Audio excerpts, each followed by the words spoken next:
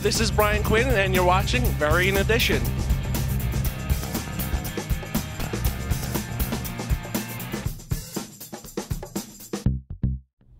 Hi and welcome to Variant Edition. I'm Ricky. And I'm Mike. We're the first weekly video podcast show covering everything in the comic book world. From previews to comics, reviews to comics, anything in the comic book world we are going to cover. You can find us online at variantedition.com, or you can check out our MySpace profile at myspace.com/variantedition. So, we have a lot to cover this week. Review-wise, we're covering a ton of Civil War books. It was a big week for that. We have Beyond. What's Nick covering? Nick's covering Last Christmas. I'm taking a look at Amazing Spider-Man, and later on in the show, you and our statue expert Mike will be looking at Namor. Yep. And we have our discussion, always with our 52, and we have a few mentions to bring up during that. So, be on the lookout for that. So we're going to shoot it over to the news. Hi, I'm Nick, and this is the news. Superman returned to the multiplexes last week to the tune of $84 million as of Monday. There are a lot of ways to crunch the numbers, so here they are as straight as we can make it. On its opening day, Wednesday, Superman Returns made $21 million. Add in the rest of the week, plus the $52 million weekend numbers, and we get $84 million. In comparison, Spider-Man 2 made $40 million opening day, and $88 million on the weekend, and Batman Begins opened at $48 million. But when you compare it to Superman 4 Quest for Peace, well, that film wasn't so super anyway, and only managed $16 million total. So what do all those numbers mean? While it didn't beat the opening totals of X3, Superman Returns is a success, if not the blockbuster everyone was expecting, and is quickly on its way to cover its reported $204 million budget. But watch out for Captain Jack! Arrgh! Blade the series also premiered last week on Spike TV, and we'll have a review of the first few episodes on a future Variant Edition. Spike has reported that the pilot premiered to 2.5 million viewers, a new high for the network. But for those of you that may have missed it, you can now download the premiere movie for free on the iTunes Music Store until July 11th. So if you were out watching Superman Returns or simply couldn't be bothered, hey, it's free. After meeting David Peterson at Wizard World Philadelphia and hooking the rest of the Variant Edition crew on Mouse Guard, we are not surprised that Archaea Studios Press had to announce last week that the second printing of number 1 and the first printing of number 2 have sold out. They also warned that number 3 is close to selling out as well. For those of you who don't know already, Mouse Guard is the story of a band of mice trying to survive in a hostile medieval world to prosper among harsh conditions and vicious predators. A third printing of number 1 will be in stores July 12th, with the second printing of number 2 soon to follow. Heroes Con was held this past weekend in North Carolina, and like most big summer cons, there is a lot of news. In DC news, expect to see a variety of artists contributing to the 52 backup stories, including Eric Powell, Brian Boland, Adam Hughes, George Perez, Kevin Nolan, and 52 cover artist J.G. Jones. Also expect Black Adam's death toll in 52 to be massive. Keith Giffen will continue to break down each issue, and Editor-in-Chief Dan DiDio thinks that this is the only way to maintain a consistent look with so many artists contributing. Marv Wolfman will be the new writer for Nightwing as of issue number 125. Expect to see Dan Jurgens draw at least one arc. DiDio also stated that the goal for the upcoming Batman and Superman Confidential series was for readers to see important moments in their respective characters' lives and how they fit into the greater DC universe. In Marvel news, Spider-Man writer J. Michael Straczynski repeated a common theme since the release of Civil War No. 2, that Spider-Man can't recant his revealing of his secret identity. Said Straczynski, "There's no going back to that. The new Ghost Rider series will be followed by a series of Spirits of Vengeance miniseries by Garth Ennis and Clayton Crane, focusing on the various incarnations of Ghost Rider throughout the years. While it may not sell very well in most comic shops, sales outside the direct market have prompted another Power Pack mini, this time with Spider-Man.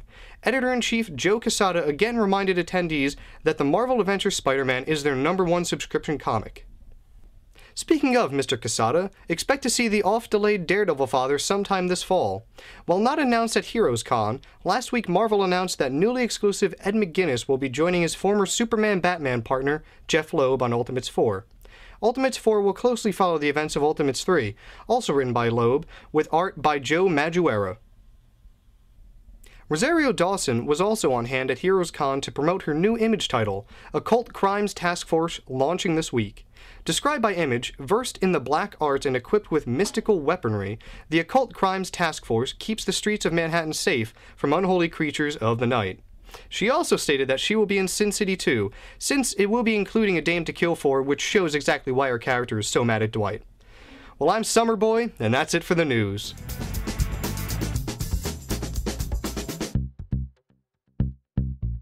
All right, so now it's time for our statue review, and we have more Bowens. Yeah. Can't go wrong with them Bowens. No. But sometimes you can, and we're going to explain why now. Yeah. All right, well, first, the Black Namor, limited to 1,500, and the scantily clad Namor is limited to 1,000. Why? I don't know. I figured the black one would be... Yeah, I agree with you. I figured it would be the opposite way around. Yeah. And the biggest difference, not only the uniform, but the base. The bases are not totally different, but there's variations. Yeah. Well, and let's go over them. You got the one fish up front here with 4 eyes. Nah, I like that. The 4-eyed fish. How can you go wrong? The 4-eyed fish. Exactly. It's a great piece. And then... what the hell is that? Yeah, Mike just said battle trumpet, and I like that because otherwise I was going to figure a sea cornucopia. I don't quite get it. It's neat. It's neat. I mean, they're sculpted by Bowen, and Bowen's always been known for unbelievable bases, for just out-of-control bases, and the detail on the coral is great. The way they're painted is awesome. The only problem is I kind of like this one better, way better than the variant costume, but the base is better on this one. Yeah. I feel. This is... Well, if they switched out the shark, which is on the back there, with this other fish that's back here. The coelacanth. Yeah, the coelacanth. You know, it could have been way better. Yeah, the shark is amazing. I think the shark is probably the nicest part of either of the two bases. I think the bases make the statue. They definitely do. The black costume, I just don't like at all. If I was going to get any of them, it'd be the... I think he did a really nice musculature on it. I think the black costume hides it, even though the legs are just, you know, the scales on the black costume hide it. The wing webbing, nice. Colors are different too. You had pointed out the flesh color is subtly different. They could definitely be. He's way paler there, and he's more pink in the black. And the other problem I have is I like this one better. Yeah. Figure-wise. Okay. I like the shark on this one. Better, yeah. I don't like the cornucopia. Yeah, whatever. And the eel. The eel... You had a big problem with the eel. The eel has a Muppet face. There's no tooth detail. Nothing. It looks like somebody said, all right, well, let's do a variant. So somebody in about 5 minutes sculpted the eel. Like they took the clay, went like this, and flattened it out. And if it was Randy, I'm sorry, because he's one of the greatest sculptors, but this eel is really soft. It's wretched, you know? It really does look like a Muppet. Yeah. Again, figure overall, they're beautiful. They're nice. There are some proportion issues. Yeah. You have to be a fan of the character. Out of the two, I like because this is what I know from the comic. Exactly. I've never seen a comic where he's in that outfit. I'm not a huge fan of him, so I don't really follow it. I like the classic. But on top of that, too, there was a club exclusive with red trunks and another variation on the base. Which... how many are you going to do? How many are you going to do? As many as people will buy. Jeez, man. Killer. I'm glad I'm not in the Namor. Yeah. Seriously. They're both going for $200. Take your pick, man. I personally, if I had to get one, it'd be the classic. That's just me. I agree. I think, I agree. Well, they're nice. Again, they fit in with Bowen. They're very nice. They are great. There's some minor problems. Some minor problems. Some proportion issues. Some choices for what they did. So it's little minor details. Love Namor, hate Namor. The base makes the statue. The base makes it. If this was just a plain base... if it was a black base, forget it. Yeah, it wouldn't work. I'd have to shoot it down. Money. Be pretty tough on it. But $200, 1,500, 1,000. So whichever one you can find, whichever one you want, pick it up. That's our toy review, the toy and statue review this week. We'll see you next time. Take care. Some of these reviews may contain spoilers, so... watch at your own risk.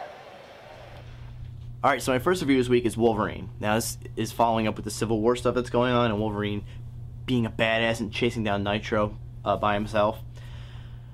Well, this issue kind of... it hurt me a little bit.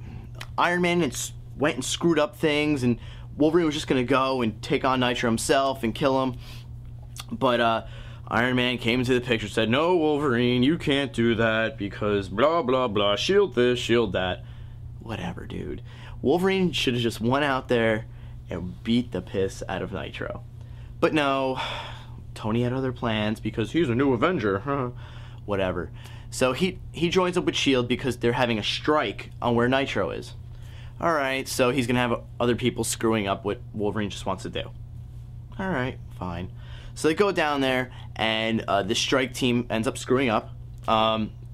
and Nitro just blows everyone up. Everyone. And he discovers a skeleton that's left of Wolverine, which is the adamantium. So, oh great, gets on the phone, starts bragging he killed, another big hero. And lo and behold, well, he didn't. So, Ramos' his artwork was amazing as usual. He's one of my favorite artists. Never fails. The story, a little disappointed. All I want to see was Wolverine just go after him, but it turned out it's not going to happen that way. But next issue, it looks like they're going to have their big showdown, and I'm looking forward to it. So keep on reading this book. It's a great Civil War read, so check it out, guys. So this week I took a look at Amazing Spider-Man number 533. It's a Civil War tie-in. Now, as we know, Spider-Man just decided to unmask himself to everybody and kind of announce to the world that Peter Parker is in fact Spider-Man. This issue is more along the lines of, why did I just do that? I'm stupid. This is the worst idea I could have made. Now everybody I know is in danger.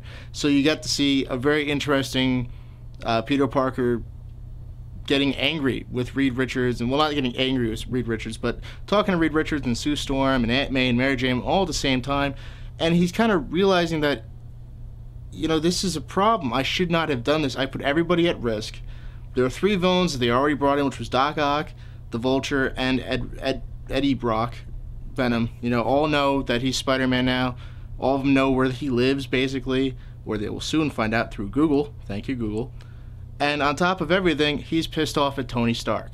He's pissed because Tony committed him to hunt down these heroes that he used to fight alongside, and he doesn't want to do that. Didn't even talk to him about it before, just kind of, CNN, we're going to go hunt down some heroes, and Spider-Man's going to help. Well, that's fantastic, Tony. Why didn't you talk to me first? A couple other small problems come up, and you should pick up this book. This is a big pivotal moment for Civil War, I think, and it kind of shows you that Spider-Man could go back to Cap's side shortly and start, fighting against Iron Man, which is what he should be doing. Well, this week for my reviews, it was kind of slow, didn't really have much, but Kevin found things for me, as he sometimes does, and what I read this week was The Last Christmas. Issue 2 came out, and I read issue 1, and I don't know if you guys have read it, but if you like to see Santa Claus really depressed and really drunk pouring maple syrup on his supple body, you might like it. It's a really, really, really weird comic. Apparently it takes place during this horrible time for the world where there's an apocalypse going on, but, it doesn't bother Santa much. He's got toys to make and whatnot.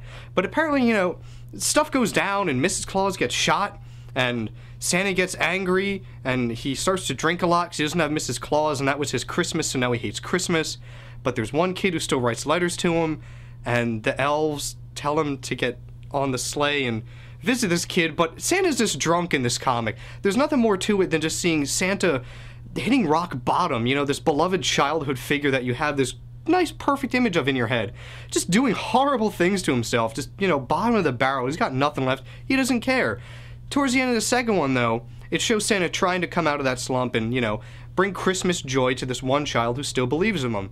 The thing is, he has to go through an apocalyptic world where there's mutated, zombies and things like that, and it's nice to see Santa take a whiskey bottle and just crack it over a zombie skull to, bring some Christmas cheer. Interesting story. I don't know if I like it. I don't know if I hate it. I'm gonna keep reading it to see what other things they can do to Santa that I will, think of in time. But anyway, good story, very interesting. Art's alright. It's more, it punches you in the face with what it does and what they do with these characters. Other than that, if you want something weird, this is definitely it. So we finished the review, and we realized, hey, we have a wealth of shirtless men. Let's review them all. Alright, basically, here we go. Now, there's the 2 Bowens. We already went over them. Yeah. Alright, one shirtless, one not. Now, we go over to the 2 shirtless ones. Hard Hero. Namor. The base, clear blue base. We already went over this in a past episode. We reviewed him. Yes. And we had some issues. So then we go to this one.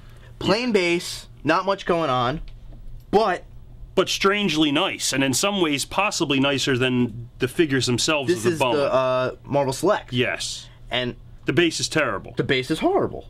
But the musculature, the head, And his little boy shorts are a little better. Yeah, the scale work on it is wonderful. Oh, all right, and then we have the Atticus, Yeah. which the waves look great. Yeah, waves are great. The figure's pretty simple. It looks like an action figure. Yeah, yeah. And then the old school bust kills it all. Yes, that's by far the best of them. The Bowen bust of There's Namor is veins just bubbling beautiful. out of him and stuff. He looks great, man. And then you got the Homo Romanus. Well, he's the villain. He fits in. The villain. He's a Bowen bust. Was he a Tuma? A Tuma, the Homo Romanus. He's the villain. You gotta have him. So, I mean, you have your choice if you're a Namor fan. I'm not even a Namor fan, and I'm standing here with every Namor practically out. But hey, you gotta compare them. You got them all here. You gotta compare them. And Well, some of us like shirtless men, some of us don't. So, this was your Namor statue review. yeah, hopefully you like Namor. You got your fill today. You got your fill.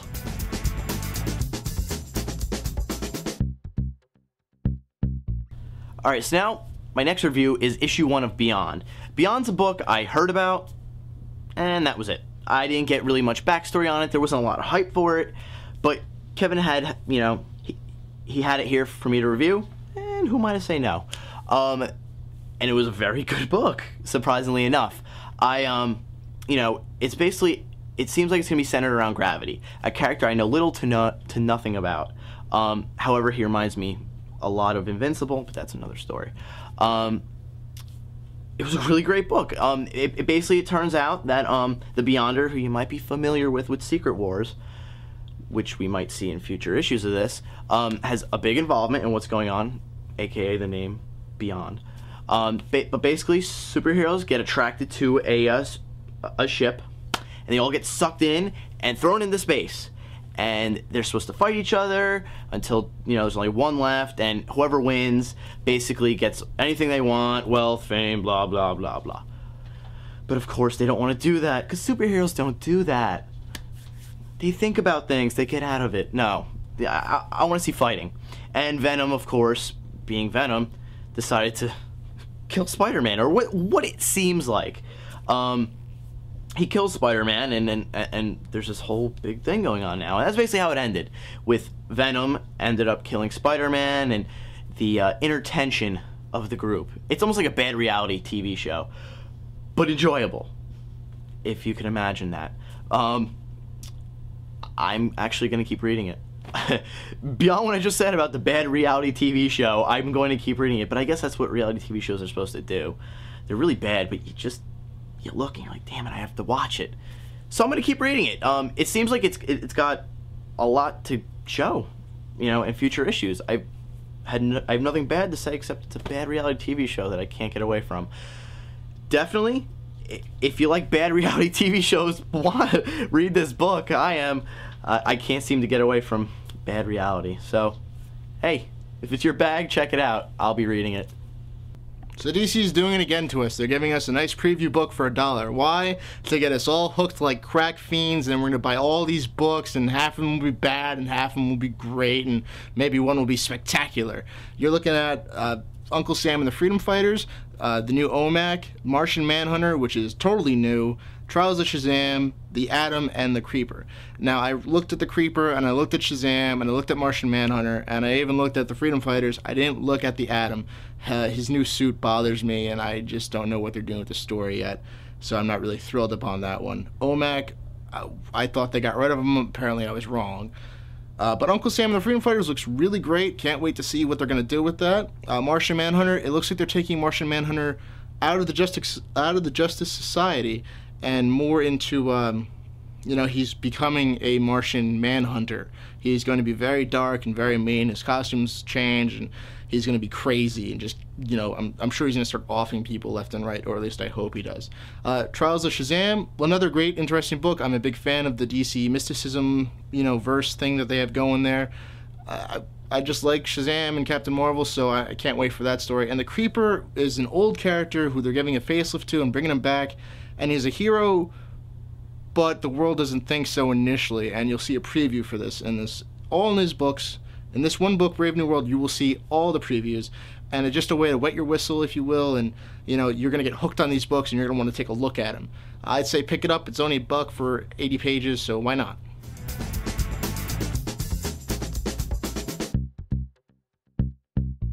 All right, so now it's time for our discussion, and this week it's another 104 week, on top of a ton of Civil War coverage.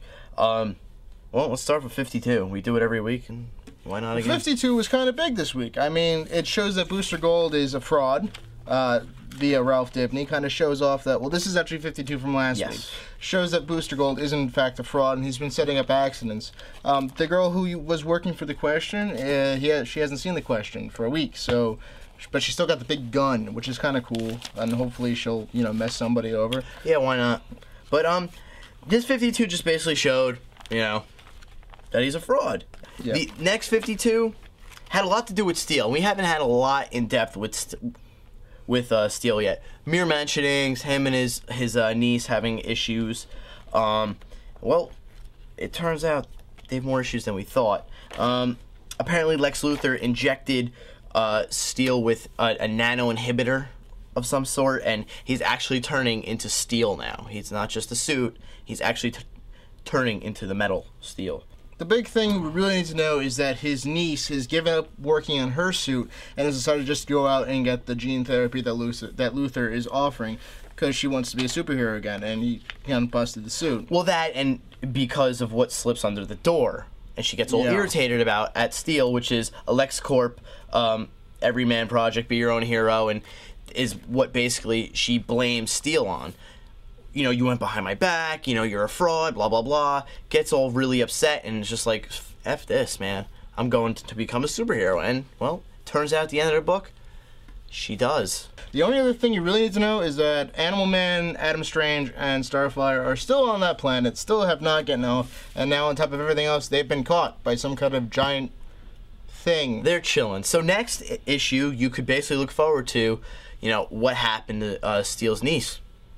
She got locked up. She got the whole, full plan of what Luthor was trying to do, and she got it all. So that will be shown, and maybe if we're lucky, Animal Man will finally die, if we're lucky. But we can only hope for that. Yeah. In other news, big Civil War week. As usual. Well, everyone knows, Spider-Man's been unmasked. That's the big deal. It was everywhere. And now, Amazing Spider-Man number 533 picks up right where, literally, a few seconds after it happens. So, and, it just basically, it leaves Peter Parker. What did I just do? Yeah, and it's leaving Peter Parker kind of in angst against Iron Man. He kind of makes a threat, and he goes, I just want you to know that if anything happens to me, they're your family, and you better take care of them because it's all your fault. And at the same time, he says, now, if anything happens to them, you better be very careful because I'm coming after you. Yeah, but you know what? How could he be mad at anyone but himself? He took it off. He was not forced to. I'm sure Iron Man was like, yeah, you know what? Help me out with this. It'll help me. Well, you did it to yourself, buddy. You took the mask off. Iron Man didn't rip it off you. You did it in front of a ton of people. You have no one to blame but yourself if Aunt May dies or anyone in his family is harmed. Stupid. But at the same time, I gotta side with Peter on this because Tony Stark's playing mind games and setting up things. Well, he took off the mask. It's his own fault. No, but I mean, like the reason, all the setup that led into there with the fake attempt on his life by that guy, that Russian Steel guy, shooting him. That was all just set up by Tony Stark. Other than that, we got Wolverine. Wolverine is amazing. He's just straight going after Nitro. Wanted to kill him. Iron Man gets involved. Ugh, that killed me. I wanted to see Wolverine just straight up go after Nitro, but it actually turns out, after you read it, you will have your one-on-one battle between them, which I'm really looking forward to, because Nitro, right after all this happened, is not just your normal villain anymore. He's becoming a powerhouse.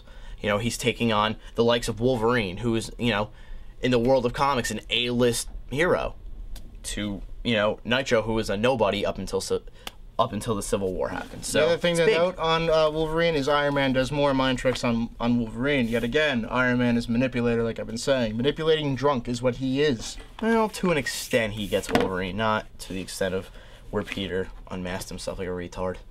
Alright, so Fantastic Four. What do you got to know about Fantastic Four? Well, Sue and Reed, they're on the rocks.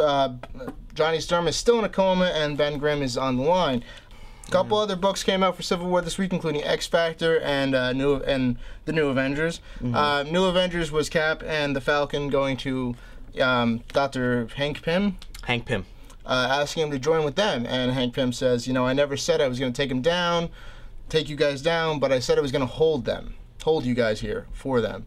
So Hank Pym's on that side, which connects more with all of the big doctors, including Reed Richards and now Hank Pym, seem to be siding with registration.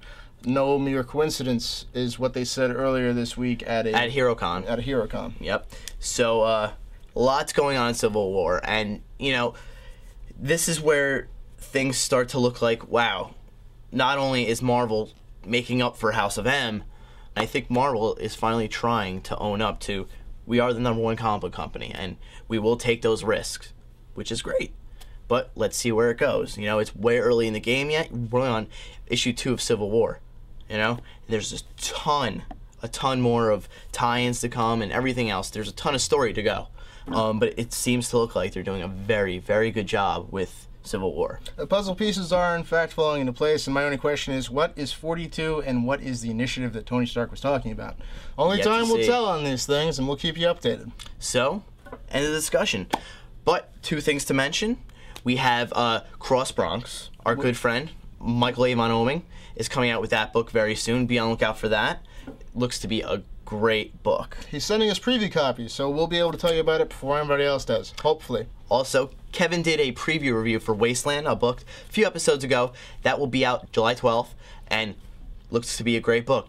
2 mentions we just want to keep you guys up on, Cross Bronx and Wasteland, both coming out very soon. So, that's it. Remember, email us, Ricky at Variant Edition, Mike at Variant Edition, Nick at Variant Edition, and Kevin at Variant Edition. Always looking forward to your emails. Anything you have to say, please email us. Fanmail at variantedition.com, hatemail at variantedition.com, and the guy who ran with my dad at some store when he picked up my special edition Superman, send an email. Who are you? I have no idea who you are, and I'm just curious. Okay. So that's the show, and that's the show. Variantedition.com, myspace.com/Variant Edition. Always hit those up. Constant YouTube updates now. Yes, YouTube. We're that cool. So make sure you check us out every week. Thanks for joining us, guys. We'll see you next time.